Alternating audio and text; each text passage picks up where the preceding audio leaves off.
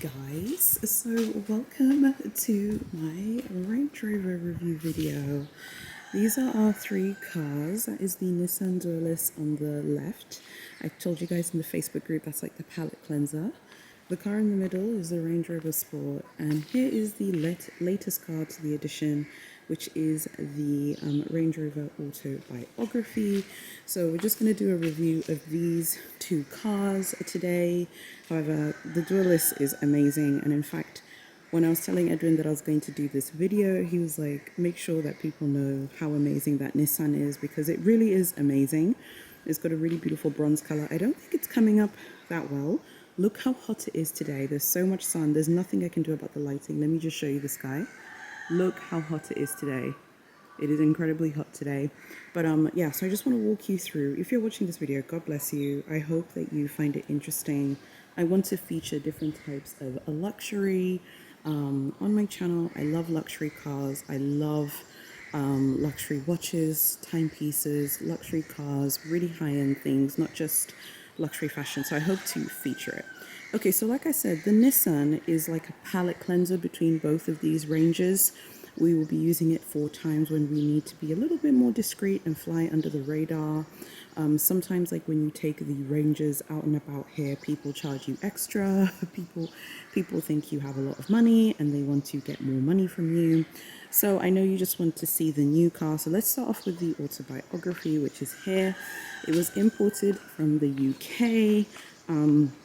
It still has, like, it's been registered here, but the UK plate numbers have to be taken off. So this is the grille. This is so pretty. Look at that. It just says Range Rover there, like that. This really actually looks amazing, like when it's on the road. It really looks absolutely incredible. I love the grille here. Love that. I just love the detail. Look at everything is like symmetrical. Absolutely love the detail. So it just says Range Rover on the front here. These are these really beautiful lights, these like LED lights. They're so beautiful. And look at this really dope detail. I don't know if you'd be able to see it on camera, but you see this light here with this lens. It says Range Rover there. I don't know if you can see it. It's so cool. I love that. So yeah, so here they are. Absolutely love this. These are the tires, quite big. Just says Land Rover there in the center of the tire. Absolutely gorgeous. This color is like a Range Rover call this brown. That's what they call it. But I would say that this is like a golden brown. It has like a golden brown tone. Okay, now we're gonna go inside and look at the interior. This is how it looks like on the passenger side. It looks like this. It's got this really beautiful, like caramel cognac interior. I feel like way back when in Africa and in Tanzania specifically, these really like neutral toned interiors was super hot. I feel like when my father was alive, he would have loved a car with this interior. It really does have this like ambassadorial kind of vibe to it. So you can see that this is the camera there. It just says the TV bit for the reverse camera and everything just says Land Rover there. You've got obviously the dials here, all of these bits. It's got this really beautiful kind of oak finish. It's really nice. This car is a push to start car, so it doesn't have like a physical key per se. So it's push to start here, and then obviously these are the vents for the AC. So yeah, I just love this car. I think it's really nice. Let me pull this in a little bit so you can see this part nicely. You can see this. Look at all the details here. It's just so lush and beautiful. Absolutely stunning. I'll show you the steering wheel in a second. It's a bit dark here, but you can see that this is where other passengers would be sitting. I love the interior of this car. It's very gorgeous. This car is from 2018, so it's a 2018 Range Rover Autobiography. Now let me jump on the steering wheel side. This is how this beauty looks here if you were just to be driving it. Basically, yeah, like if you were driving it, this is the vantage point that it would look and feel. So I was just there, obviously, and now I'm here. I'm holding the camera with my right hand. So let me just change. So you can see this is me here. By the way, I'm wearing Big H nail varnish.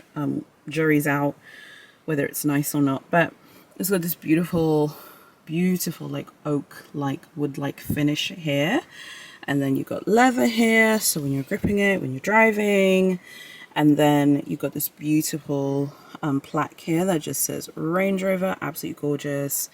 Love, love, love the detail. There are tons and tons of dials, modes, way to drive the car. This is how it looks like when you open. Obviously that's the Range Rover Sport. When you open, it would, yeah, literally be like this. It's really got a beautiful executive, super luxurious, very high-end vibe and feel. I'm trying to stand quite far so you can see. Well, stand, I'm sitting obviously. Ooh, look, there are my legs. So yeah, this is the super beautiful Range Rover Autobiography, and this is the tour of the car. I'm gonna go inside where it's like much warmer to like give you a review of how the car drives, how it feels like to drive. I just wanted to show you the steering wheel and everything so you could just see how gorgeous, how beautiful it is. Now let me just quickly show you the Range Rover Sport. I don't know if you guys will still be interested to see it, but let me just show you anyway so you can see a comparison. You can see how sleek the Autobiography is. Now let's compare it here to the Sport. The Sport is from a different time. It is from 2008, so it has a completely different look. But you can see there, it says Range Rover there like that. Obviously that's the Nissan, my Nissan there on the side. So let me just quickly show you like how this car looks like inside. But then before I do that, let me show you the back of the car. So the back of the car is pretty much the same thing. It's just, you know, just like it says Range Rover. It says Range Rover Sport HSE there, and there's a beautiful detail here at the bottom. It just says Range Rover like that. It's a lovely detail. I love that detail. I don't know why, but I do just love it because you just see it there. It's really, really pretty and really cool. Now let's enter the car and I'll just show you the inside. This is the steering wheel for the Range Rover Sport HSE. This is actually the key. So remember I was telling you the Autobiography is keyless. It's push to start. But the 2008 Range Rover Sport has a key. So this is how you open it, like that. Let me just, you know, start her up so you can hear her. You can hear her roar. Listen to that. Listen to that engine. Isn't that a beauty? Absolutely gorgeous. And because it's going to start playing music in a second, but I just wanted to quickly show you. So you have like the like camera there showing all the tires and stuff. And then you have a bunch of dials here and everything. By the way, obviously I should have mentioned this, I just forgot to mention, but obviously both the transmissions for both cars is automatic. This is automatic here, so you can see it here. So that's how you control the gears. For everything is automatic. This is our gate key because we have an electric gate. But yeah, look at that. Just listen to her engine, listen to her roar, honey. Because I know that now that we have the Autobiography, and we were talking about the Sport, and he was like, what do you think of the Sport now the Autobiography is here? And I mean, that's the Autobiography, honey. This is the Sport. But the Sport, she's still that chick. It's still got a killer engine, and it really does command like time on the road basically, and really gets a lot of attention. Okay, so now we're going to go inside, and I'm going to talk you guys through both cars. I'm going to tell you what cars I think you should buy this year, like luxury cars. And then I'm going to tell you what car that I want to add next to this fleet. Okay guys, I'm back inside the house now in my ladies' lair. I want to film this part of the video, and we're going to have a really great discussion about luxury cars. So I just wanted to quickly just tell you guys like my opinion on both cars. I'll talk about pricing as well, because I do know that that's something that a lot of you might be interested in. So which car do I prefer between the Autobiography and the Sport? I think they're just both great. They're just really different. It's like yin and yang. It's like big H honey and big C. I don't even know how people decide between Hermes and Chanel. I can barely choose. I feel like they're both great, and it's the same with the Autobiography and the Sport. I feel like the Autobiography is so glamorous. It's very luxurious, very high end. The Sport has a more rugged kind of feel to it. It's much more rugged. Now I want to just mention a few things which are relevant to luxury cars in Africa, and broadly speaking, Africa as a continent. Obviously, Africa is 54 sovereign countries, but in a lot of African countries, like the roads are not as like maybe let's say developed as you'd have in the Western world. So you don't have like, you know, I mean, you do have like a lot of developed roads, don't get me wrong, but there are some roads that maybe aren't as developed as others. I feel like both of these cars can go on like countryside trips.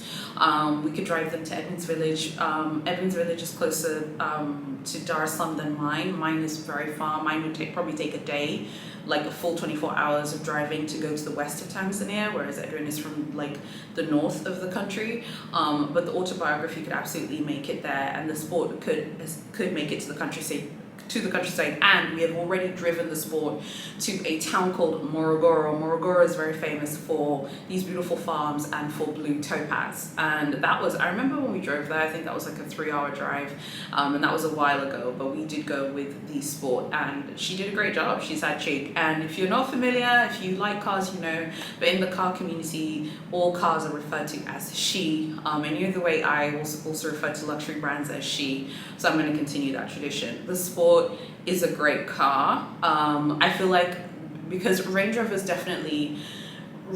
like made the Evoque to reach people who wanted to have that sports car kind of vibe in terms of Range Rover without the massive price point. And I feel like the Range Rover Sport HSE, the one that we have, if you like that really kind of sporty vibe, I feel like that's the one for you. I actually prefer the shape of the 2008 Sport that we have compared to the ones that they are currently doing right now. It's just a personal preference. I like those lines. I like those sharp lines that the 2008 model that we have, but that's not going to be everyone's cup of tea, but I personally do like that. So like I said, comfort is amazing in both cars. Both of them are very comfortable, but obviously the Autobiography is extremely luxurious. It's very high-end. It really feels glossy, and she's a head turner. Like literally we took the car to church a few weeks ago, and we've been driving it to like different places. I've driven it alone many times, Edwin's driven it alone many times, and the car is a head turner. Like it turns heads like on the road, like people like shout compliments because it's such a beauty. I don't know if you could really like see the justice of the beauty of the car in the footage that I showed you. I hope I did, but on the road she is the baddest chick. Like it's a truly beautiful car. That color is really beautiful. So like I said, it's like a brown with these like golden flecks in it. The Range Rover is the same thing. It's still the Sport. It still gets a great response as well. It's just a little bit of an older car. That's not everyone's cup of tea today because of social media. People want to see the new model cars more, but I still feel like the Sport is amazing, and it's such a great car to drive. I love the way it sounds. You heard the engine in the footage before. Her engine, she's not playing with you, and I just love. I don't know, I just love it. So obviously Range Rovers use a diesel, so that is something that you need to know. The thing that I wanted to mention that I think is important, because this is going to color my comments about luxury cars, is that in my country, which is obviously a developing country, there's not the infrastructure to support an electric car consumer clientele. There isn't the infrastructure to support that. This is a developing country where the gap between the people who have a lot and the people who don't is quite big. So a lot of you in Western countries in different parts of the world, you have charging stations for your electric cars. That is not something that is going to be happening here anytime soon, because it would truly be seen as almost like an excessive luxury. People can, the price of petrol has been going up anyway, but people can barely like keep up with those things. So because I know I'm going to get some of you have told me as well, because I posted the car in the group, like some of you had said like, oh, I drive an electric car. Electric cars would have no relevance here whatsoever, because you wouldn't have the infrastructure to support an electric car market here. So for example, even in our house, we have a generator for the house, like obviously for electricity, and that generator obviously runs on on petrol. And like, you know, that generator, it would be seen as a luxury. One of the signs in Tanzania in a neighborhood, if someone is balling or someone has it like that, is when the electricity is cut off for whatever reason, because there are like electricity blackouts here every single week. It is what it is. Like, to us, like, we don't even care. It's just part of life here. Like, you could always tell who has got themselves organized by which of your neighbors like turns on their generator. So I know I'm going to get questions about the electric car situation, so I wanted to answer that. That is not something which I personally think will be relevant in Tanzania. Frankly, I don't see it in my lifetime, to be completely blunt. I don't see it in my lifetime, and that's because you have to have the infrastructure to support a consumer market like that. It would almost be superfluous and gratuitous to have an electric car market here, but you know, even people who are quite well off, many people don't even have like really expensive generators. Even people who are very well off don't have them. So like, for example, like, how could someone who is well off buy a electric car from Tesla or you know, Porsche, Taycan, whatever, but let's say that person doesn't have a generator in their home? Because let me tell you something, when you have that electric car, boo-boo, like, when the lights go off here and you don't have a generator, you won't be feeling smart. So for me, I won't be talking about electric cars because it doesn't affect my lifestyle. I know there are a lot of you who are interested in them. In terms of what do I personally feel about them, I'm not really interested in them, and I'm going to explain why. You know, I know this is an unpopular opinion. I don't really like the aesthetics of Teslas. I don't really like how they look. I don't think that they're particularly attractive cars. For me, when it pertains to luxury cars, I love aesthetics, visuals. It's the same way that I feel about luxury timepieces, the aesthetics, and the visuals, and the lines of the car. That is what matters to me. Because my preference is visuals, I really do just love the way the European brands like approach design. Porsche, of course, Mercedes, one of my favorite brands. Of course, Lamborghini, another one of my favorite car brands. You know, you can't talk about visuals without talking about Ferrari.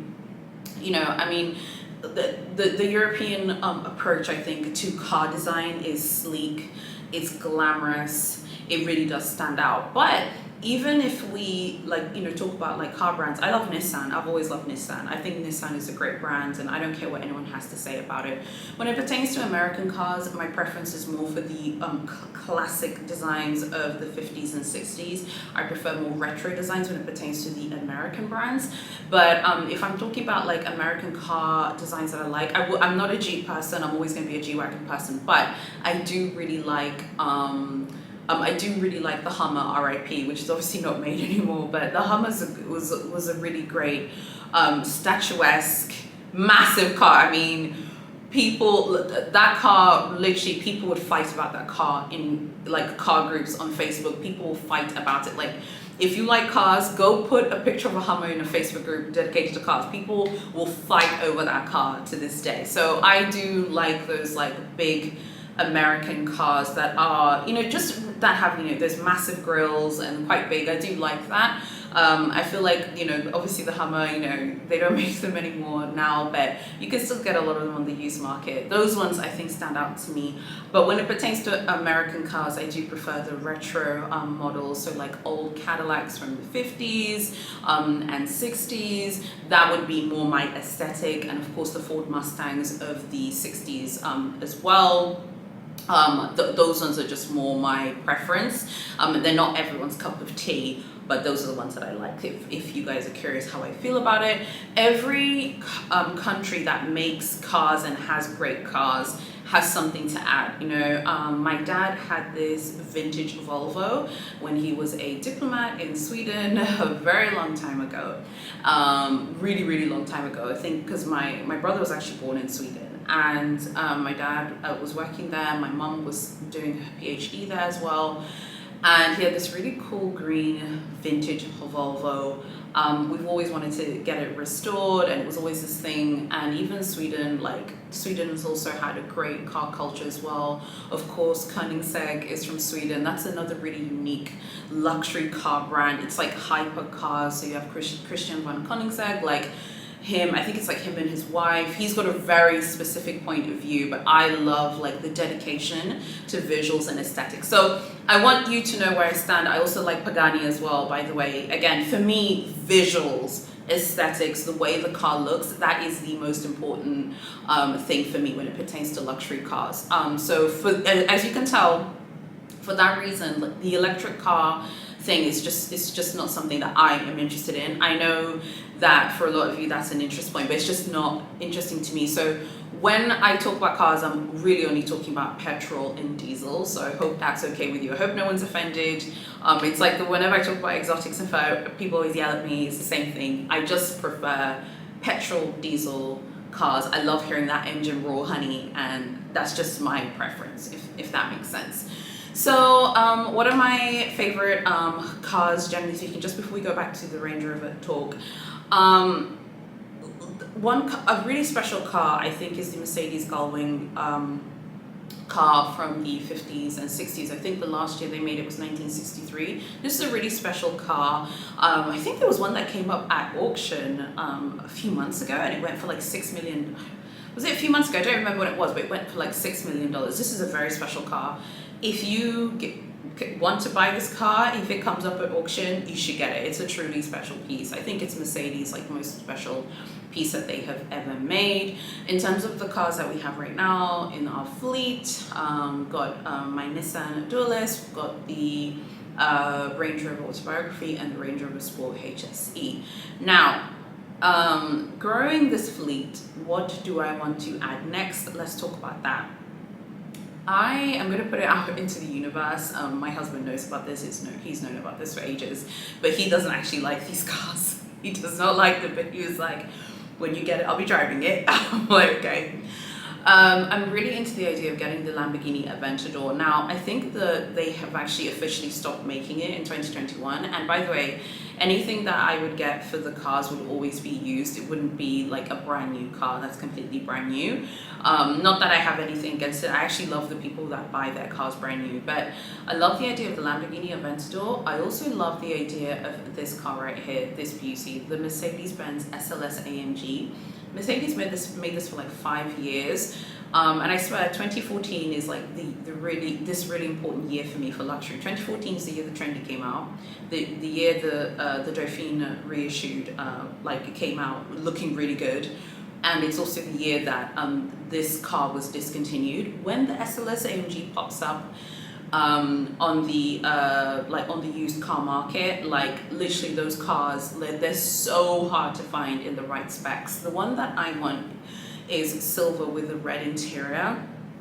That is the one that I am personally interested in, and that one rarely comes up like on the market. People keep these cars and love them. I think it goes for like, I think I saw one the other day because I was getting ready to do this video. There was one, but not with the specs that I wanted exactly, that was going for like £170,000 in the UK, which actually is not really a bad price. And you can see how much, like, even though cars depreciate in value, this particular car, like the demand for this car is really cool. So basically, this was the like modern version of the Gullwing car from the 50s and 60s that I told you about. So Mercedes made a like modern version. I think they made it from 2010 to 2014, something like that, 2010 to 2015, something like that. And it has these really beautiful, literally Gullwing doors. It's like that.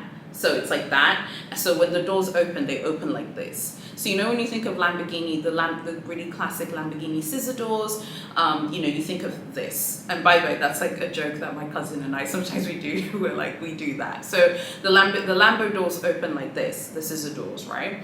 So those Gullwing doors, literally they would open like that.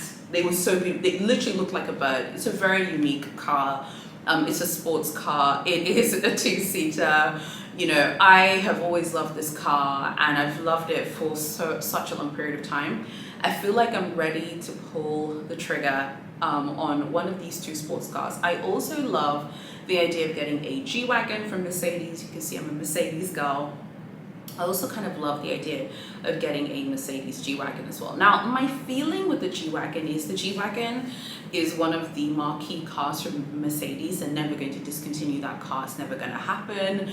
It's just not going to happen. The car's very popular, very, very, very popular internationally. That car's never going to be discontinued. It's such an Instagram car, and I know some of you are like, oh my god, that's like the car that all influencers have. It's terrible, because I've loved that car before I even thought about starting a channel, before I even was like even really like posting things on Instagram or whatever. I have loved that car. I think it's such a beauty.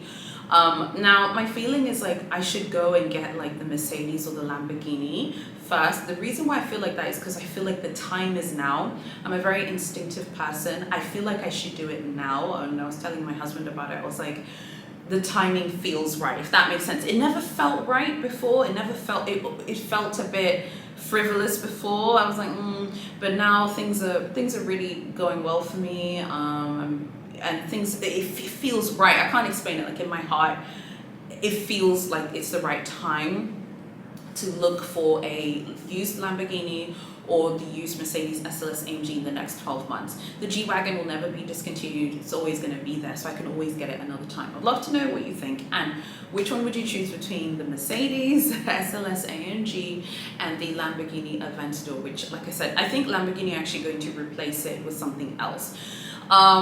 It's so hard because I just think they're so beautiful.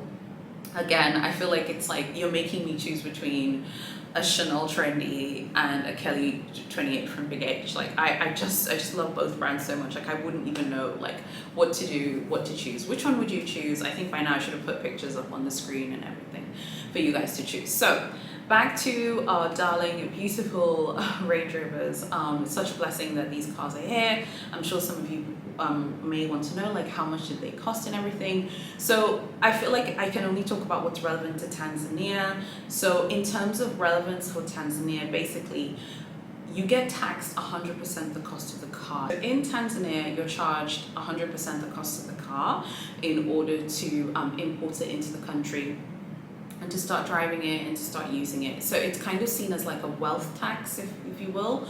And all cars are taxed like this, but obviously if you buy a really expensive car from like the UK, by the way, this one was imported from Suffolk in England, and obviously sent to Tanzania.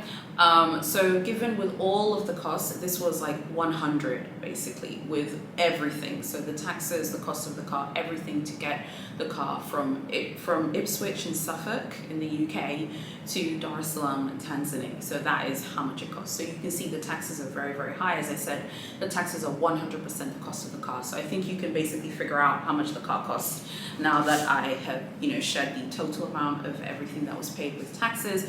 So as you can see, like having a luxury car in an African country like Tanzania is very, very expensive. So you have to really sit there and think. So for example, I was just telling you guys about the Mercedes Benz SLS AMG and the Lamborghini Aventador. If I was to purchase those, whatever the price I see, like on Auto Trader or from a dealer or anything like that, it is ×2 because there will be 100% the cost of the car in taxes that needs to be paid. So I think it's important to note that. Some of you, live in countries where, you wouldn't have to pay those taxes, but Tanzania has got a very, very, very massive tax system for imported goods. When you import things, you get taxed a lot of money. I know you might be like, why wouldn't you buy it here? It's much better to just import it yourself at that level, like a Nissan or a Toyota. I would happily go to a car dealer here in Dar es Salaam and pick up a car, no problem at all. But for a luxury car, you just have much more control if you import it yourself. Anyone who buys luxury cars in the UK, you pretty much not in the UK. If anyone who buys luxury cars in Tanzania tends to import them from the UK. Why? It's easier, you'll get the car faster. The car, it won't take that long to come. Maybe it will be like 6 weeks. Don't forget, you have to clear the car, you have to deal with customs, you have to pay those taxes that are due. And also with the exchange rate. So it's important to look at the exchange rate. It wouldn't make sense to import a car from, like, say, Let's say that there was, unless it was like a classic car, like a Mustang or a retro Cadillac, where I would have to order it from America. But let's say that there was like a Lamborghini Aventador in the US, it wouldn't make sense to buy it from the UK from the US, I beg your pardon, when the UK and Germany are actually physically closer to Tanzania, if we're just looking at what's closer, if that makes sense. So I hope that was useful. I hope that, you guys have found this interesting. Honestly, I think if you're considering the Range Rover Autobiography, you should get it. I think it's such a beautiful, very luxurious, very high-end car. The Sport is a little bit more rugged. You know what I was thinking? The Sport HSE is like the Kelly Pichette, and the Autobiography is like the Mini Kelly. They're both great. They're both fantastic. I feel like the Kelly Pichette's a little bit more rugged. She fits your phone. She gets the job done, and the Mini Kelly is super glossy and very glamorous. And that's how I see both of them. So I really hope that you guys have enjoyed this video. I have no idea how many people have watched this video. I hope people have watched it and found it interesting. I've always loved luxury cars. It's been such a dream to finally see these and to know that they're ours, like me and my husband. And the way my husband and I deal with our cars, and the way we always have, even before we were boyfriend and girlfriend, is we just share them equally and we enjoy them both together, and we both have our own comments. So obviously he knew I was doing this video. He's got his comments about the Sports, and he was like, don't sleep on the Nissan's that chick. I was like, I know. So the Nissan is the palette cleanser between the Autobiography and the Sport. So the Nissan is good for those times when you need to fly a little bit under the radar. Maybe we're going to a family event, we want to fly under the radar and be a little bit more chilled out. We'll go with the Nissan, and it's a great car. It drives really well. I really like Nissan. I don't want anyone to say anything crazy about Nissan because I really like their cars. I think they're very comfortable and they're very easy to ride. It's nice to have, if you're thinking of buying a Porsche or buying a Range Rover, have a Porsche and then have a Nissan as the palette cleanser, or that option where maybe you're going to a family event and you need to be discreet, or maybe you're going to a business meeting and you don't want to look too flashy. Now here, if you go to a business meeting looking flashy, that's what people want to see here. So those cars are actually really great for that reason, because they help. People like to see you looking successful. That's our culture here. A lot of you are from cultures in the West where minimalism and looking ultra discreet is the way things are done. That is not the way things are done here. People will be so bored with you. They'll be like, this person is boring. Okay. People want to see those big, glamorous, beautiful cars. In terms of Tanzania, what are the really hot luxury cars that people here drive? There's no doubt that the Range Rover Honey, she runs the streets here. In terms of luxury cars, I feel like this week I've seen so many Ranges. I saw 3 yesterday when I was driving out and about, because I'm also just chasing my own property projects now. If you're in the group, you know what I'm talking about, and if you follow my Facebook page, you know what I'm talking about. And I was driving the Nissan because when I'm chasing those property projects and things like that, again, like I said, you want to fly a little bit under the radar. You don't want to go in a really nice car because then people will try and charge you a lot of money for things. But I saw a lot of Ranges. I've seen Bentleys. There's someone in Dar that has the Mulsanne. There are a few Lamborghinis in Dar. There is a Ferrari Spider in Dar. There are a lot of people who are balling who do have really, really nice cars. I have seen a McLaren here. That was a special day when I saw a McLaren, because I was like, whoa. That is rare to see a car like that here. So that was really cool. There is someone in Dar who has a Bugatti Veyron. There is someone in town who has that, which is pretty cool. That's pretty dope. Bugattis are they're just such special cars. So there are people who do have those really high-end cars. And there are a few people that have Rolls Royces. I've seen a few Rolls Royces. I've seen the Rolls Royce Ghost. I've seen the Wraith. There are a few people that have those as well. I like Rolls Royce as well, and I also love the British models, the British way of kind of doing these luxury car designs. So the Bentayga from Bentley, and the pretty much anything from Rolls Royce. But I feel like the time is right to just pull the trigger on the sports car, the really, really high-end sports car.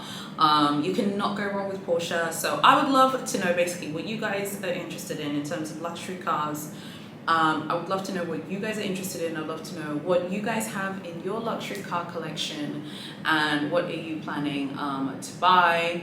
The timing feels right, although between the two, I feel like I'm leaning more towards Lamborghini, but I feel like my heart says the SLS AMG, but my head says you'll regret not getting the Lambo. Anyway, I would love to know which one that you guys think I should get, and I'd love to know what you thought of this video.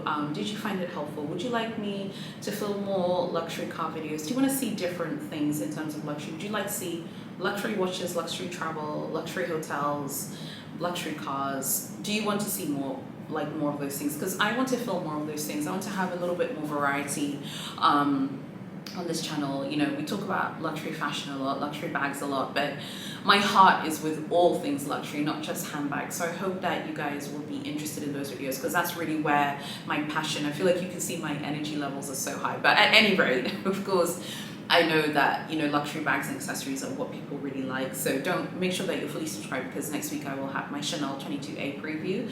There are lots of new troll items that we need to talk about, lots of new bags. I've got a bait list video as well that's coming, even though the bait series is finished. I've got a bait list video I think you guys are gonna love. So I would love to know what you think of this video, and yeah, make sure you tell me, like, comment, share, and subscribe, and join the Facebook group. Follow me on my luxury Instagram, and yeah, if you have any questions, drop them below. I'd love to chat to you guys about this. I'm so excited. If you have watched all the way to the end, God bless you, and thank you so much for watching, and I'll see you guys next week in my next video.